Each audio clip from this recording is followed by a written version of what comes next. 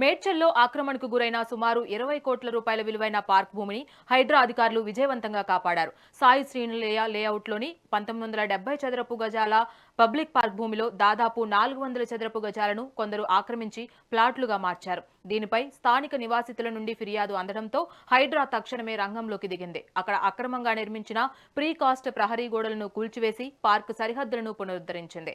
ఆక్రమిత భూమిని తిరిగి స్వాధీనం చేసుకుని అక్కడ హైడ్రా సైన్ బోర్డులను ఏర్పాటు చేయడంతో పాటు పార్క్ మొత్తానికి కంచె వేశారు. 2000వ సంవత్సరంలో ఆమోదించబడిన ఈ పార్క్ స్థలాన్ని ప్రజా వినియోగం కోసం సురక్షితం చేసినందుకు స్థానికులు హైడ్రాకు ప్రత్యేక ధన్యవాదాలు తెలిపారు.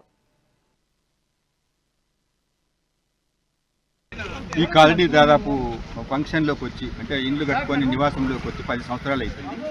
ఈ 10 సంవత్సరాలుగా దీనికి ఒక పార్కు 2000 గజాలు, సుమారుగా 2000 గజాలతో ఒక పార్కు, తర్వాత ఈ 250 ప్లాట్లతో ఈ లేఅవుట్ ఉన్నాయి. ఇది మెయిన్ రోడ్కు దగ్గరగా ఉంది. తర్వాత దీనికి ఉత్తరం వైపున అంటే చెరువుకు ఈ లేఅవుట్కు మధ్యలో 25లో రోడ్డు చూపించారు. అది మాకు దాంతో రిజిస్ట్రేషన్ గవర్నమెంట్ లావాదేవీలన్నీ కూడా దాంతో జరిగింది. ఈ ఇండ్లు ఒక్కొక్కటి పెరిగే వరకే ఆ డ్రైనేజీ అనేది ఎట్టుకోవాలనేది ప్రాబ్లం వచ్చింది. మాకు ఈ ఇల్లు తీసుకునేటప్పుడు, ప్లాట్లు కొనుక్కునేటప్పుడు, ఇల్లు కట్టుకునేటప్పుడు ఏం చెప్పారంటే 2 ప్లాట్లు దీనికి డ్రైనేజీ తీసాము, సెప్టిక్ ట్యాంక్ కట్టి ట్రీట్మెంట్ ఇస్తామని చెప్పారు.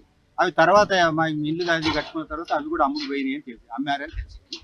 తర్వాత పార్క్ వే కూడా 2 ప్లాట్లను అమ్మి ఫెన్సింగ్ వేసేటప్పుడు మాకు తెలిసింది అది అమ్ముతున్నారని. అప్పుడు మేము ఆ పూర్వాపరాలన్నీ కూడా తీస్తే అవి మాకు పార్క్ అనేది చూపిస్తూ అమ్ముకున్నారనేది తెలిసింది. అయితే మేము అది ప్రొటెక్ట్ చేసుకోవాలని 2024లో ఒక ఉద్యమం చేశాము. దానివల్ల ఆ 2 ప్లాట్లు కూడా ఎవరికి అమ్మకుండా సబ్ రిజిస్ట్రార్ అప్పుడున్న మున్సిపల్ కమిషనర్ గారి లెటర్లు బేస్ చేసుకొని ప్రొహిబిషన్ లిస్ట్లో పెట్టారు.